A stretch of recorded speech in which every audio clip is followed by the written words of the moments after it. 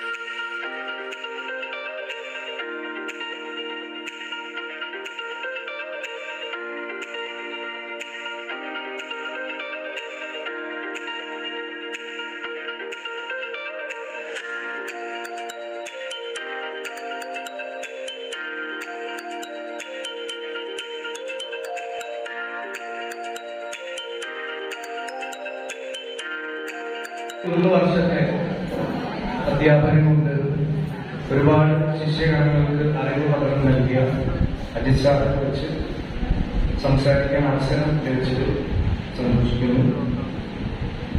തലക്കാട് പഞ്ചായത്തിലെ തെക്കൻ കുറ്റൂരിലാണ് സാർ താമസിക്കുന്നത്.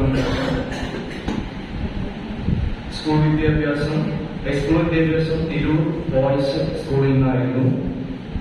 1982 ഒരാശ്വാസം കാണുന്നുണ്ട്. കാരണം മറുപടി പ്രസംഗമായാലും അല്ലെ, യഥാർത്ഥത്തില് യാത്രയൊക്കെ യോഗങ്ങളിലേക്ക് ഒരു കെട്ടുമട്ടൊക്കെ മാറ്റേണ്ട സമയമായിട്ടുണ്ടോ എന്നൊക്കെയൊരു സംശയം ഞാൻ തോന്നുന്നു.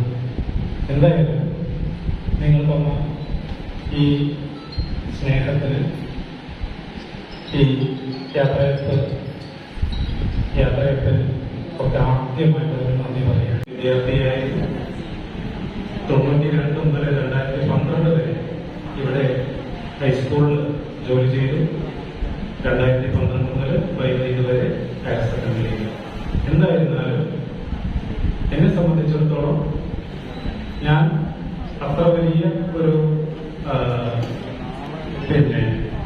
അല്ലെങ്കിൽ അത്ര കഴിവുള്ള ഒരു അധ്യാപകനാണ് എന്നൊന്നും ഞാൻ കരുതുന്നില്ല. അഥവാ ഇതിൽ എന്തെങ്കിലും ഉണ്ടെന്നുണ്ടെങ്കിൽ ഇതേപോലെ കാലവർഷം പോലെ ഇരിക്കുന്നത് ഇവിടെയുള്ള അധ്യാപകരിൽ നിന്ന് കിട്ടിയത് മാത്രമാണ്. അത് ഞാൻ എല്ലാ വേദിയിലും പറയാറുണ്ട്. കാരണം ഞങ്ങളൊന്നിവിടെ വരുന്ന സമയത്ത് ഈ സ്കൂള് അറിയപ്പെട്ടിരുന്ന ചില ഐക്കണുകളുണ്ട്, ചില പേരുകൾ. അത് ഈക്വൽ ടു KHS ആണ്. അങ്ങനെയുള്ള പ്രശസ്തരായ അധ്യാപകരോടൊപ്പം, പേര് കേട്ട അധ്യാപകരോടൊപ്പം അവരുടെ ശിഷ്യനാവാൻ കഴിഞ്ഞിരുന്ന ഒരു കാര്യം പറഞ്ഞ പോലെ പഠിപ്പിക്കാൻ പറ്റതും എല്ലാം തന്നെ എനിക്ക് സമ്മാനിച്ചത് ഈ സ്കൂളാണ്. നമ്മുടെ ഇവിടെ ഉണ്ടായിരുന്ന മുൻഗാമികളാണ്. അതോടൊപ്പം തന്നെ എന്നെ പഠിപ്പിച്ച കുറെ ടീച്ചേഴ്സ്. കാരണം നമ്മൾ അറിയാതെ തന്നെ നമ്മൾ പല ടീച്ചേഴ്സിനെയും നമ്മൾ മനസ്സിൽ സൂക്ഷിക്കുന്നുണ്ട്, അവരെ ആരാധിക്കുന്നുണ്ട്, അനുകരിക്കുന്നുമുണ്ട്. അങ്ങനെ അവരിൽ നിന്ന് കിട്ടിയ എന്തൊക്കെയോ. അതോടൊപ്പം തന്നെ ഞാൻ ഈ 90-ൽ ഇവിടെ വന്ന സമയത്ത് എനിക്ക് മാതൃകയായി കുറെ അധ്യാപകരുണ്ടായിരുന്നു. ഇന്നും അവരെയൊക്കെ കാണുമ്പോഴും നമ്മുടെ മനസ്സല്ലാതെ സന്തോഷിക്കുകയാണ്.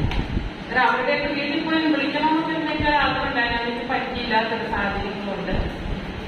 ഇതൊക്കെ തന്നെയാണ് അന്ന് ജയടീച്ചർ എന്ന് പറയുന്ന വെറും പാവമായിരുന്നു.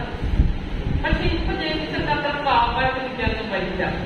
കാരണം കാലം മാറിയില്ലേ, കാലത്തിനനുസരിച്ച് നമ്മൾ മാറിയെങ്കിലേ നമ്മുടെ നിലനിൽപ്പ് മുന്നോട്ട് പോവുകയുള്ളൂ. അപ്പൊ അതുകൊണ്ട് ഞാൻ കുറച്ച് എങ്ങനെയെങ്കിലും ബോൾഡ് ആയിരിക്കുമെന്ന് എനിക്കും ഒന്നുകൊണ്ട് നിങ്ങൾക്ക് തോന്നിയിട്ടുണ്ടാകും.